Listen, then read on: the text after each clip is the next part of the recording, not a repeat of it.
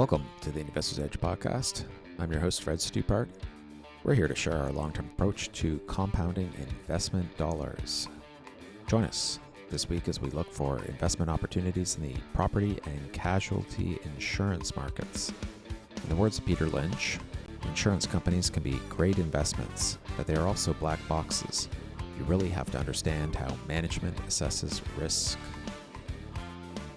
Welcome to the Investor's Edge podcast.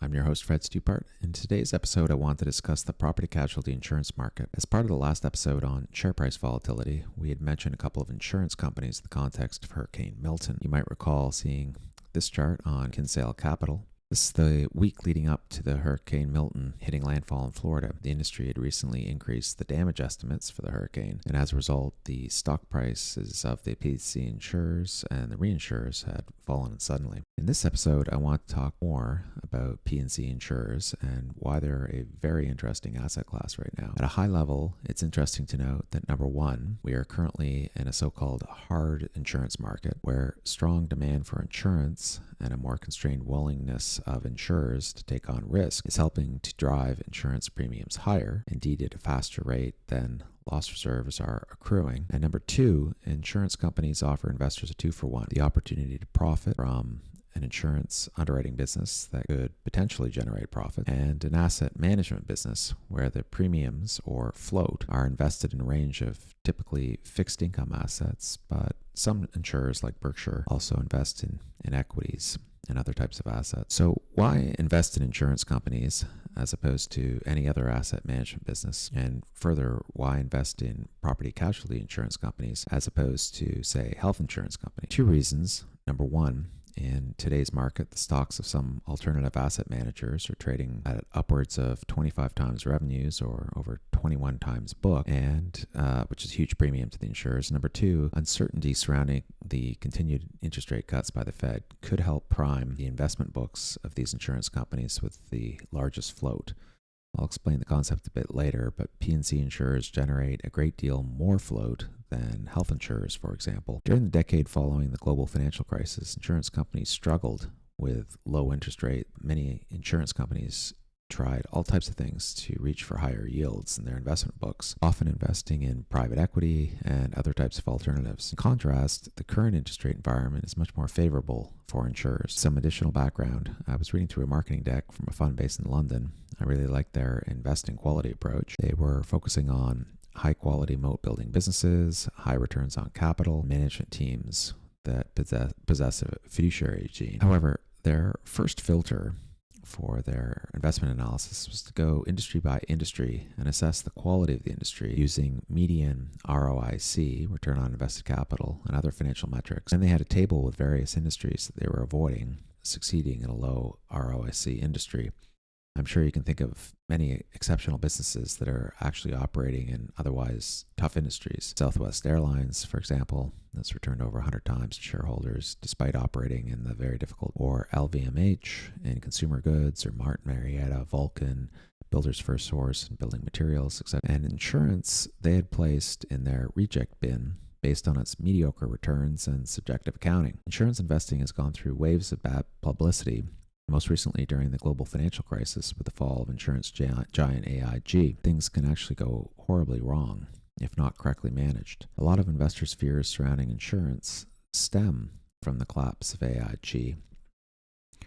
Let's do a short recap on what happened to AIG in the fall of 2008. AIG was once the world's largest insurer. However, it incurred some horrendous losses on its insurance book in 2008. Losses so large that the U.S. Treasury and the Fed had to step in with $182 billion of additional capital. How did this happen? There was a business group at AIG called the Financial Products Group that became a huge underwriter of insurance products, CDS, credit default swaps, that guaranteed the performance of many collateralized debt obligations, or CDOs, that were issued on pools of subprime U.S. residential mortgages. The CDOs were very complex and highly structured debt instruments that repackaged U.S. RMBS, residential mortgage-backed securities, that were issued on pools of subprime U.S. residential mortgages. Got all that? Well, it's kind of complex, but Here's my attempt at simplifying the situation. The AIG CDS contract behind all of this can be boiled down to a simple insurance contract whereby the protection buyer, in this case the bank or a holder of a CDO note, agrees to make quarterly premium payments to AIG in exchange for AIG's promise to make them whole, or perhaps post additional collateral in respect of the issued CDO note if the CDO issuer failed to make interest payments or otherwise defaulted, or perhaps is subject to a ratings downgrade. The CDO securities, the so-called reference asset in this diagram, whose performance AIG was ensuring through the CDS contracts they underwrote, ultimately derived value from pools of U.S. subprime residential mortgages. As the prices of underlying homes in the U.S. started to fall in 2006, little happened to the CDO securities at first, as investors assumed that CDOs had been structured to withstand the stress of home price declines through over-collateralization. However, as it became apparent this was not the case, the value of the underlying mortgage-backed securities eventually started to fall as investors became concerned about the recovery on the bonds. Eventually, by the fall of 2008, AIG faced enormous liabilities as ratings downgrades on the bonds required AIG to post collateral to the counterparty banks, far more collateral than AIG actually had available. In September 2008, the U.S. Treasury and the Fed had to step in to provide what ultimately amounted to about $182 billion to allow AIG to make its counterparties whole under the credit default contracts. Otherwise, these protection banks, or buyers, would have also collapsed. So a lot has been written about the fall of AIG. There's a great book called The AIG Story by Larry Cunningham and Hank Greenberg that provides a lot of context for what happened. For example, it shows how almost all financial assets become correlated during a financial crisis.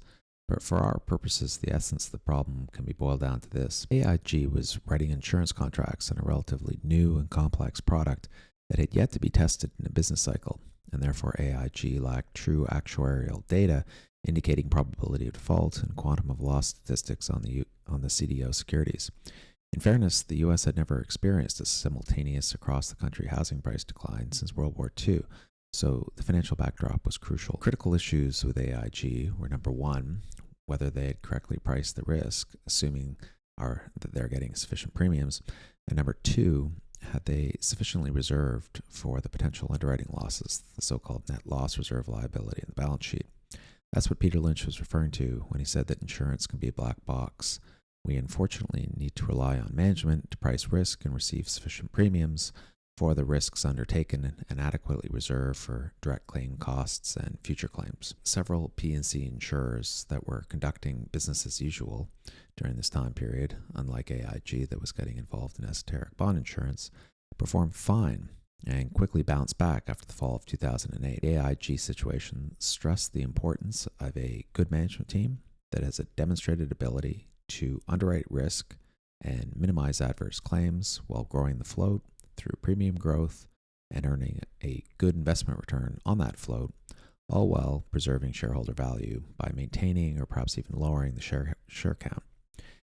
You have a great compounder on your hands if you have a management team that can do all of that. If the insurer's management team does not have a disciplined underwriting process, no amount of growth from lots of new premiums and high investment returns will compensate for the damage that can be caused by the unexpected losses that will inevitably follow a period of lax insurance underwriting. Another aspect of insurance investing that people often miss is how management treats its shareholders. Too often, management teams resort to new equity issuance, often couched in growth verbiage, as a cure for past periods of poor underwriting. Investors realize this, lose faith in management, and the stocks end up having a tough time catching up. Let's dig into the U.S. property casualty insurance market in a little more depth. So the U.S.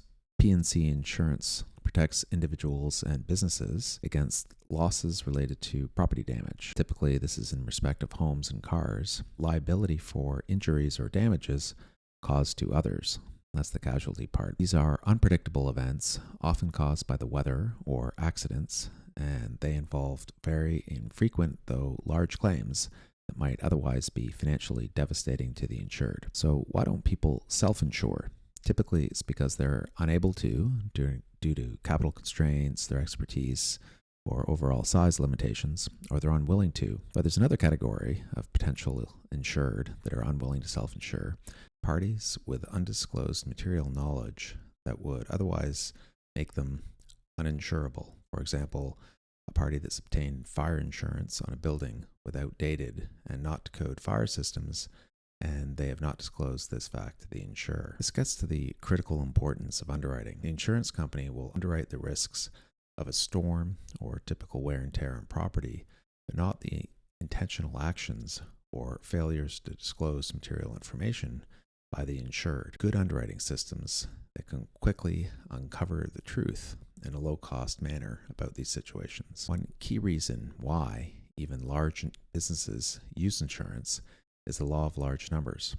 It's a statistical principle that suggests that while individual events are unpredictable, the average outcome of many similar events is more predictable and allows a party underwriting a pool of many policyholders to more efficiently price insurance than any one policyholder. The goal of the P&C insurer is to create a long-term relationship with the underlying insured so that even though the insurance contract itself might be annually renewed and might be subject to either 6-month or annual repricings, the insured continues to make premium payments over long periods of time and develops a reliance on the P&C insurance company, allowing the insurer to take these premiums and invest them over long periods of time, generating excess returns before an adverse claim arises, requiring a payout to the insured. So the P&C insurer has a two-pronged strategy. Number one, generate underwriting profits on the policies themselves, pricing the premiums adequately and issuing a sufficient volume of policies to overcome the annual costs on claims plus the cost of adjudicating those claims. And number two, generating investment returns from reinvesting these premiums or float in a variety of different assets, some generating short-term coupons and others focused on longer-term asset growth, both covering any future loss claims, but importantly, creating a continuously compounding asset that will attract long-term shareholder investors. So understanding float is crucially important to insurance investors. The insurance float accumulates because it can be years between the commencement of a P&C policy and hence the obligation to start paying regular premiums and the occurrence of an insured loss requiring a payout from the insurance company. Length of this time gap is often referred to as the tail. Casualty policies typically have longer tails than property policies, which often have longer tails than auto policies, for example. While the policyholder is paying premiums but no insured loss event occurs, the insurer can generate significant investment returns by investing the float. An insurer is therefore valued on a combination of the amount of float that the business generates each year, number two, the cost to generate that float, and number three, the long-term growth outlook for both the amount of float and the cost to generate that float. Key metric used to evaluate the underwriting strength of an insurer is called the combined ratio. It represents the total insurance costs divided by the revenue associated with those costs, and therefore a number over 100 represents an underwriting loss, while a number below 100 indicates an underwriting profit. More specifically, the combined ratio is calculated as a fraction where the numerator is equal to the sum of the losses incurred plus the underwriting expenses, and the denominator is represented by the policy premiums earned.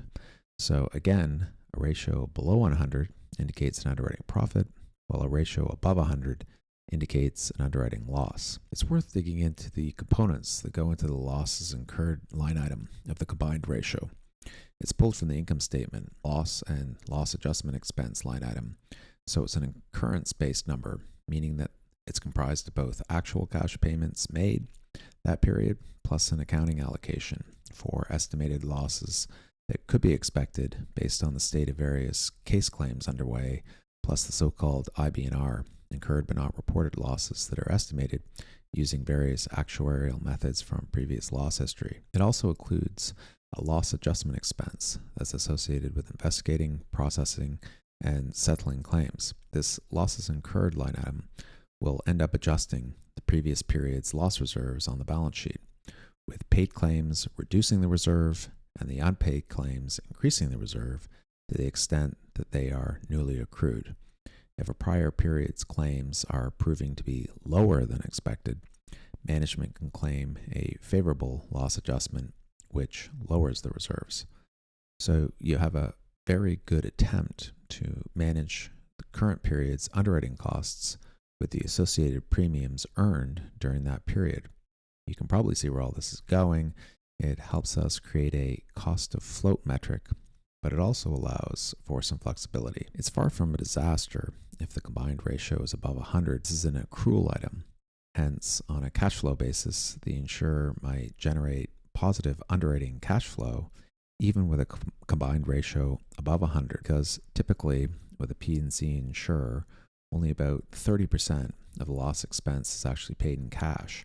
The rest is accrued in the balance sheet for a future date when an actual loss is paid out. There was almost a decade between 1982 and 1992 when Berkshire Hathaway consistently operated at a combined ratio above 100, generating a consistent underwriting loss, and yet was able to grow the float because the value of each dollar of float was so high. Long-term interest rates were historically high. Hence, Buffett believed that if he could generate float at an underwriting loss that was lower than long-term interest rates, and he could reinvest that float at his targeted double-digit return target, 12 to 15%, he could grow equity value for Berkshire Hathaway shareholders.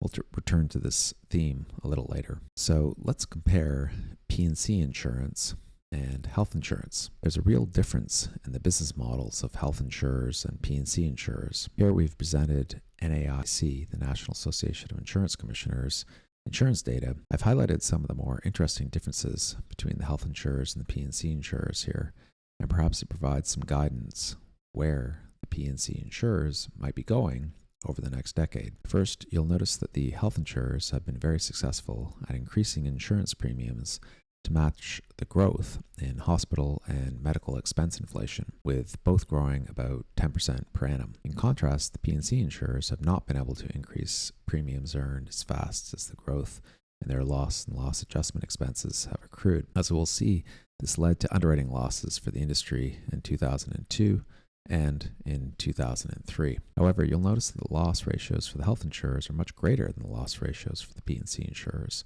Also, the health insurers pay out about 90% of their loss ratios in cash versus only about 30% for the P&C insurers.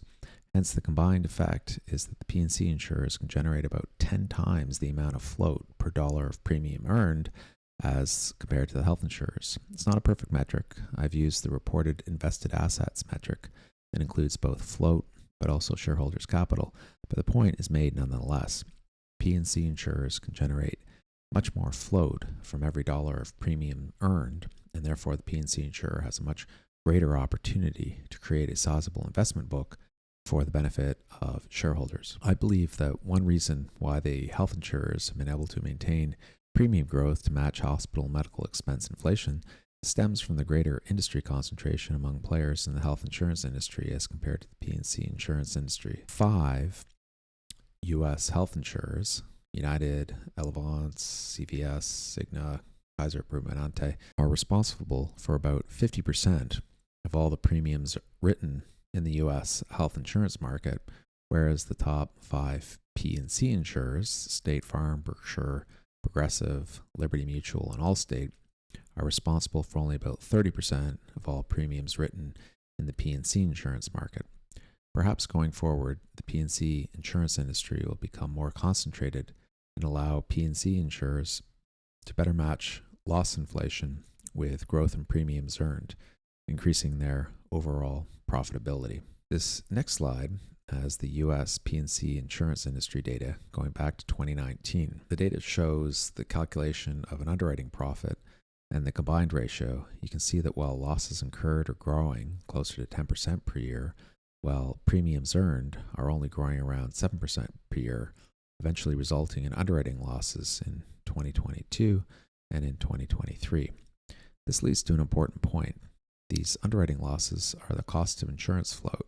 An insurance business's value if it can generate float at a lower cost than it would otherwise cost to borrow the funds in the open market. So long as the cost of insurance float, i.e. the underwriting losses divided by the available float, is less than the cost of debt to the insurer, it still makes sense to generate the float and use the funds to grow the investment portfolio. We can further define the total return on insurance float as follows. Return on insurance float is an amount equal to the annual underwriting profit plus that portion of the investment income that can be attributed to the insurance float. It's important to understand that in P&C insurance, an underwriting loss in 1 year can be overcome by A, insurance loss accruals, and B, investment returns on the insurance float. Here's an example.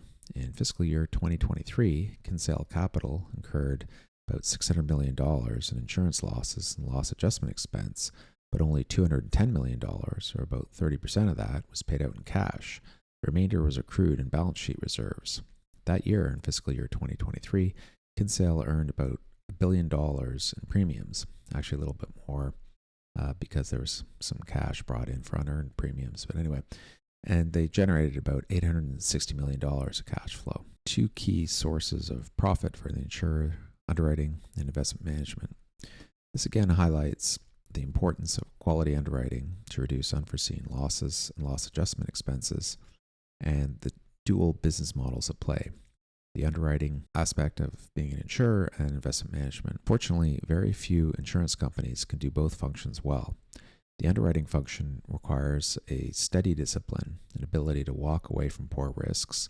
Kinsale only binds or commits to underwrite about 10% of the insurance applications that it reviews, and focus on costs and sound claims management, while investment management often requires insurance companies to seek outside managers to help them. Let's dig in deeper and calculate Kinsale's cost of float and total return on float. Cost of float is simply the underwriting loss divided by the amount of float. Looking at 2023, Kinsale had an underwriting profit of $243 million as opposed to a loss, and so you'll see that the cost of float is actually written as a negative 12.1%, 243 million divided by the 2 billion. Then on the asset management side, Kinsale generated a 5.1% investment return, calculated as the investment income divided by the float, for a total return of 17.2%. It's worth highlighting that Kinsale is generating underwriting profits and growing them at a CAGR of 54% per year, while growing its insurance float at a compound annual growth rate of almost 40% per year. In contrast, the overall U.S. property casualty market has been generating a total return on float of just over 1.5%, which was brought down by the underwriting losses in fiscal year 2022 and 2023. Similarly, with Allstate's P&C division, they've had a difficult time in underwriting, generating a negative return on their float recently, though continuing to grow the float through impressive investment returns. Kinsale, of course, has been very successful, both growing their float and generating underwriting profits, creating a real virtual cycle for shareholders, minimizing adverse claims. The big difference between Kinsale and Allstate lies in the loss development history outlined in their respective Schedule P Part 2 filings that form part of their annual statement to insurance regulators. To what extent did the insurer adequately reserve for what eventually transpired? Allstate suffered adverse claims or underwriting losses that were worse than initially expected, and therefore Allstate included an additional $2.6 billion of adverse claims to incurred losses for fiscal year 2022 and 2023, the sum of all paid losses and reserve losses. In contrast, Kinsale released, or actually reduced, its reserves over the same 2 years by the amount of $48 million, demonstrating a better loss development history. In the 1980s, Berkshire was competing in a soft insurance market. Competition drove down premiums, and insurance companies underpriced risks, leading to underwriting losses. In the 1987 chairman's letter, Buffett wrote that the insurance industry is cursed with a set of dismal economic characteristics. Hundreds of competitors, ease of entry, and a product that cannot be differentiated in any meaningful way. This is a summary of 3 decades worth of underwriting profit and losses and their flow for Berkshire Hathaway's insurance business. While I've highlighted the years 1982 to 1992 because of the remarkable fact that every year during that decade, Berkshire ran its insurance business at a loss over this time. Note the very high interest rates over this period, almost 14% in 1981 and as low as 7.4% in 1992. Given the high opportunity cost of interest rates during the period, Berkshire was happy to keep underwriting and generating float so long as it cost them less than the cost of long-term government debt. Buffett wasn't trying to run the insurance business at an underwriting profit, but rather he tried not to lose more than his opportunity cost capital. He was just so hungry for additional float to invest. In fact, you can see that from 1982 to 1992, Berkshire's insurance business was operated at an underwriting loss, a combined ratio higher than 100 for every year. However, he made sure to operate at a cost that was below his benchmark long-term government bond rate. He clearly still liked the insurance business. In 1987, Berkshire Hathaway bought National Indemnity, for example, and of course, he did a massive deal to buy Gen Re in 1998. He just learned to adjust the underwriting dial in accordance with the existing market conditions. Buffett summarized his take on the insurance industry during this period as follows. 3 conditions that prevail in insurance, but not in most businesses, allow Berkshire a lot of flexibility. First, market share is not an important determinant of profitability. In this business, in contrast to the newspaper or grocery businesses, the economic rule is not survival of the fattest. Second, in many sectors of insurance, including most of those in which we operate, distribution channels are not proprietary and can be easily entered. Small volume this year does not preclude huge volume next year. Third, idle capacity, which in this industry largely means people, does not result in intolerable costs in a way that industries such as printing or steel cannot. Berkshire can operate at quarter speed much of the time and still enjoy long-term prosperity. State Farm and the overhang in the P&C insurance market. In today's market, there's a wide divide amongst the performance of the various P&C insurers. State Farm is the largest P&C insurer in the U.S. by premiums earned, with a 9.6% market share, almost 2 times larger than Allstate and about 3 times larger than Chubb. Their insurance losses are requiring them to request very significant increases in premiums in many states, most recently California. Effective March 15th, 2024, State Farm implemented a 20% increase in homeowners insurance rates in California, followed by a request in June of 2024 to increase homeowners insurance rates by a further 30%. So long as regulators allow State Farm to obtain significant rate increases, it allows the whole market to benefit from the uplift. So the current state of the U.S. P&C insurance market. So let's quickly review the current state of the U.S. P&C insurance market. Currently, P&C is still in a hard market, so premiums earned are growing faster than losses incurred.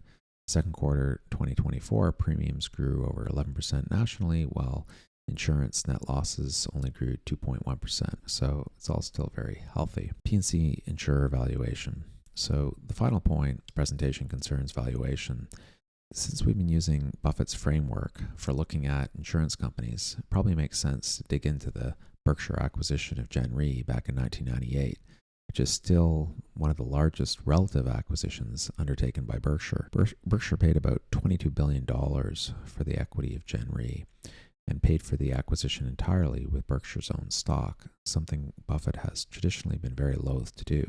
So pro forma for the deal, Gen Re shareholders owned about 21.5% of Berkshire, a very significant deal. Digging into the relative purchase price that Buffett paid, it amounted to roughly the sum of Gen Re's net book equity plus Gen Re's insurance float. Together, that summed to about $22 billion.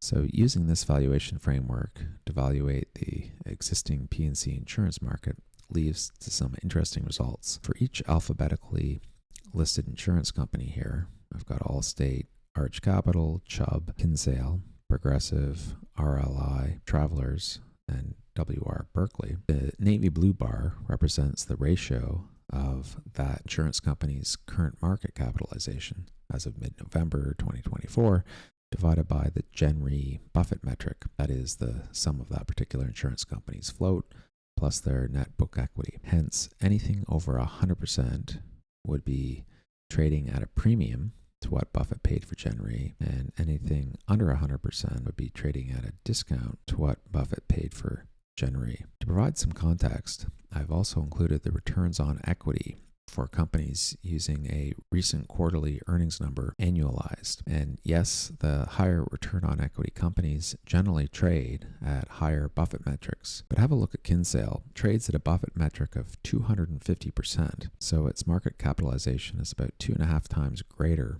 than the sum of its book equity and insurance float. Arch trades at a Buffett metric of 61%, a meaningful discount to the sum of its book value and insurance float. In addition, Arch's return on equity is 44% versus Kinsale's 32%. Typically, an insurance company trading at a discounted valuation multiple, we have used this modified Buffett metric here, would imply either lower margins or perhaps slower growth. In the case of an insurer, growth in the float is one of the key metrics.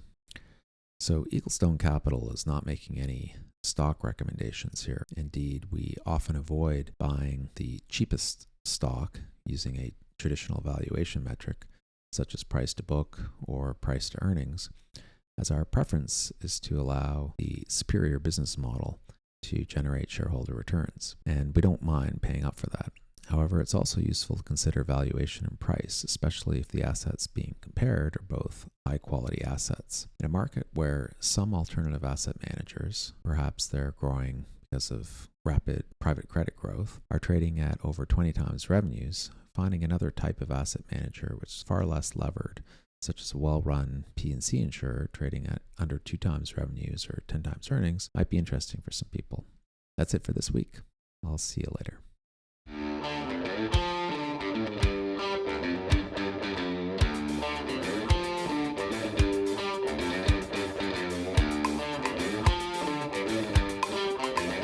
Fred Stupart is managing member at Eaglestone Capital.